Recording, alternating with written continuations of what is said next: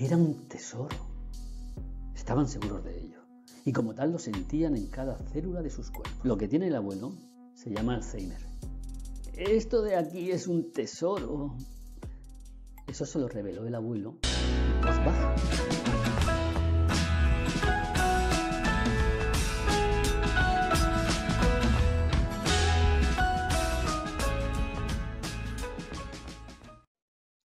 Hola, bienvenidos. Os traigo un relato de Carlos Wayne.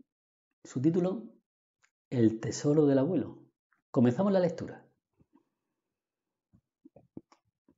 Satisfechos de que todo hubiera salido según lo planeado, Danny, Peter y Richie, arrodillados en el suelo, miraban el sobre blanco con una excitación que nunca antes habían sentido.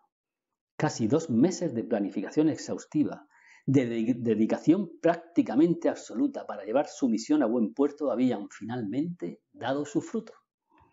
Las miradas de complicidad entre ellos lo decían todo. La noche daba ya por finalizada lo que había sido una larga e intensa jornada. Había sido un día difícil, sobre todo para Antonio, al que la conciencia seguía hurgando impunemente en sus heridas. Hasta el mismo día de su muerte recordaría ese día como el capítulo más triste de su biografía. Es lo mejor para todos, le animó por entonces su mujer Claire, con toda su buena intención. Aquí no le va a faltar de nada, va a ver crecer a sus nietos y sí, bueno, también es cierto que su pensión nos ayudará a pagar la hipoteca. Eso era cierto, era tan vergonzosamente cierto que ninguno de los dos se atrevió nunca a cambiar de posición aquella última razón de la lista de razones. Mejor aquí que en una residencia de España, ¿no? Con un desolador suspiro, Antonio se levantó de la cama ese día sin haber pegado ojo en toda la noche y se dirigió directamente a la habitación de sus hijos. Abrió la puerta y los observó como dormían. Daniel, Pedro, Ricardo, es la hora, hijos. Vamos, arriba. Los chicos no parecieron inmutarse. Era verano, estaban de vacaciones. Tener que hacerles levantar a esa hora no era justo para ellos. Tampoco es justo, pensó Antonio, que tuviera que pasar por esto a una edad tan temprana. Chicos, ok, I'm up. I'm up. ¿En qué momento dejó de insistirle a sus hijos que le hablaran en español? Le dolía, no lo podía negar. ¿Pero qué podía hacer? ¿Cómo ganarle la batalla al televisor? Al colegio. Incluso Claire. Sus hijos respiraban en inglés y él, el padre ausente que no hacía otra cosa que trabajar y trabajar, era la única conexión que tenían con sus raíces. Un fracaso más. Al cerrar su padre la puerta, los niños se levantaron de la cama de un salto. Richie, el menor de los 3, pidió repasar el plan de nuevo antes de salir de la habitación. Danny, a sus 11 años, parecía demasiado viejo para su edad. Quizá el hecho de ser el hermano mayor acarreaba intrínsecamente un cierto sentido de responsabilidad. Tenía reparos con el plan y no se atrevía a decir que tenía miedo. No nos mires así, Danny, espetó Peter en un perfecto inglés británico. Tú ya lo intentaste y no salió bien. No salió bien. Tan pronto como se lo llevaron al hospital, Danny vio el sobre blanco sobresaliendo del bolsillo de la chaquetilla del abuelo, que aún estaba colgada en el respaldo de la silla. Sin tan siquiera cerciorarse de que nadie le viese, Danny cogió el sobre blanco y lo observó con curiosidad. Yo nunca vi a papá tan enfadado. ¿Te dolió mucho? Sí le dolió, sí. Pero no fue solo la bofetada. Esa desesperación, ese desgarro en la mirada de Antonio cuando le arrancó el sobre blanco de las manos, furioso, eso le hizo más daño, sin entender realmente el porqué. Esto no es tuyo. Y como vuelvo a verte andando con las cosas del abuelo, ok, es solo un papel. Danny miró a sus hermanos esperando una respuesta. Hacía 2 meses ya que ocurrió aquello y Danny seguía sin querer hablar de ello. No me dolió. No me pegó fuerte. Aquel día, tras la bofetada, Richie y Peter encontraron a su hermano mayor llorando en el jardín. Todos se daban cuenta de que algo ocurría, de que algo escondían los adultos. ¿Por qué te ha pegado? ¿Es que ha roto algo? Danny no podía creer que ninguno de sus hermanos nunca se hubiera dado cuenta. Aunque por otro lado, tampoco ellos le prestaban mucha atención al abuelo. A él le fascinaba. Incluso estuvo matando enemigos en una guerra. Te lo estás inventando, le dijo Richie. No, Es verdad, me lo dijo el abuelo. El abuelo no está bien de la cabeza. El abuelo está en el hospital. Tiene una enfermedad en la cabeza. ¿En un manicomio? No, hombre, no. El abuelo no está loco, está enfermo. Sí, yo sé lo que tiene. Se llama Schwarzenegger. Schwarzenegger. Tiene Schwarzenegger. ¿Pero qué dices? Que sí, que tiene Schwarzenegger. Me lo dijo mamá. ¿Pero tú sabes quién es Schwarzenegger? El de Rambo. No, el de Rambo no era Schwarzenegger. Idiota. Ese era el de Terminator. Te lo estás inventando. El de Rambo es Rocky Balboa, que le pegaba las carnes colgadas, ¿no te acuerdas? ¿No? No. Es Alzheimer, dijo Dani, y sacó un álbum de fotos. Lo que tiene el abuelo se llama Alzheimer. Ah, pues eso he dicho. Dani comenzó a pasar las páginas del álbum despacio.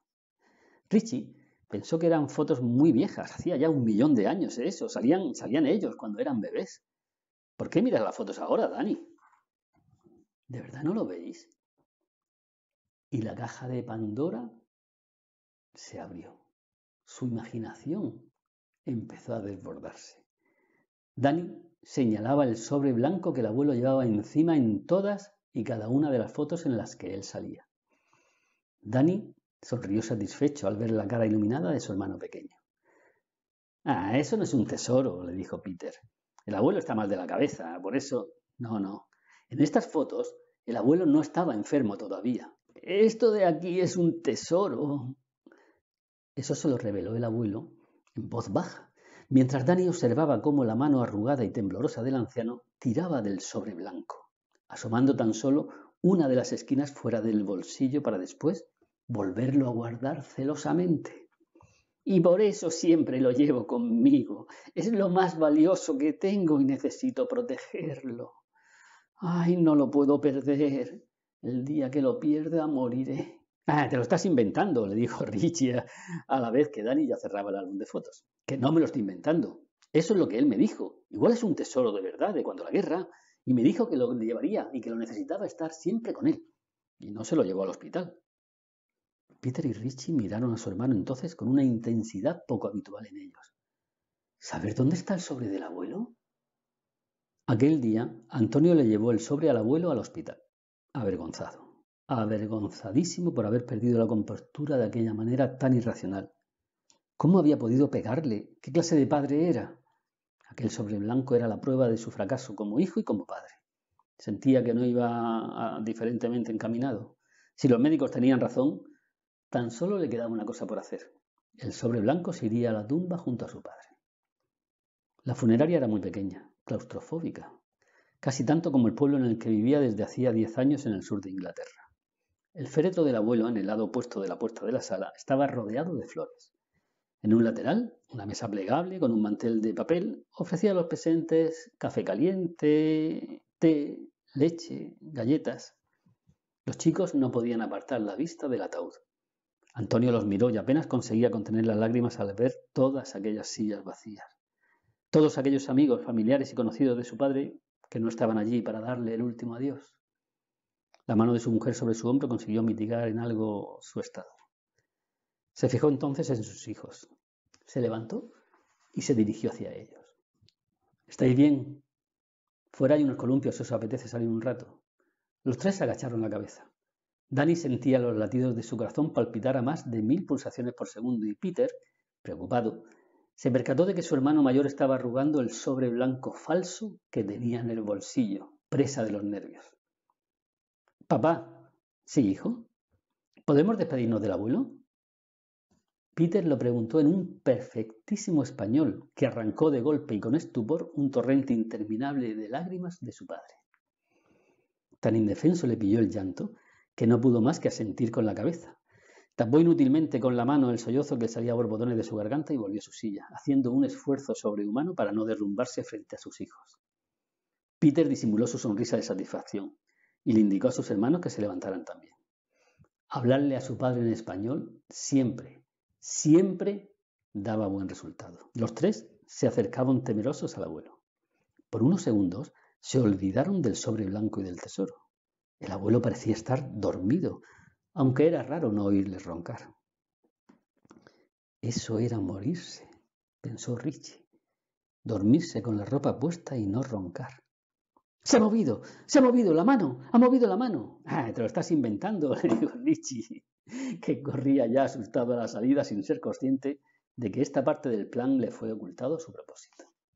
Antonio salió tras él, preocupado, momento que Peter y Danny aprovecharon para extraer el sobre blanco del bolsillo del abuelo para inmediatamente después introducir en su lugar el sobre falso. Ya de noche, satisfechos de que todo hubiera salido según lo planeado, Danny, Peter y Richie, arrodillados en el suelo de su habitación, observaban el sobre blanco con una excitación que ninguno había experimentado antes. Miraban el sobre blanco con auténtica admiración. Era un tesoro. Estaban seguros de ello, y como tal lo sentían en cada célula de sus cuerpos. Danny cogió el sobre con el beneplácito de sus hermanos y lo levantó. Por una pequeña abertura, introdujo su dedo índice y el sobre se abrió como por arte de magia. ¡Ah! Danny vació el sobre y algo cayó al suelo. Los tres se miraron atónitos. Antonio, ajeno a lo que ocurría en la habitación del fondo del pasillo, se dejó por fin caer en la cama. El dolor acumulado durante días y sobre todo el peso de la culpa se aliaron con la gravedad para que finalmente cediera ante lo inevitable y cayera de golpe. Su padre había muerto y lo había hecho lejos de su casa, de su tierra, de su gente. Murió sabiendo que su hijo jamás cumplió la promesa que le hizo. Serán un par de años como mucho, le mintió piadosamente Antonio al poco de enterrar a su madre. ¿De verdad? ¿Un par de años? ¿Y si luego no puedo? ¿Y si no me dejan volver? ¿Pero cómo no te van a dejar volver? Mira, ¿quién podría no dejarte volver? Anda, mira. Acercó su cartera y de ella extrajo 2 billetes de avión. Con este billete, mañana volamos a Londres. Y con este otro, que todavía no tiene fecha, podrás volver cuando lo decidamos. Tu vuelo de vuelta es este billete y está pagado. Antonio alargó entonces la mano y del cajón del escritorio sacó un sobre blanco. En él introdujo el billete de vuelta, sin fecha. Le entregó el sobre y el abuelo se aferró a ese sobre como un náufrago que se agarra al mástil de un barco. ¿Un billete de avión? A Málaga, pero con fecha de hace 5 años. Te lo estás inventando. Vaya mierda de tesoro. Y hasta aquí este relato de Carlos Wayne. Nos vemos en la próxima entrega.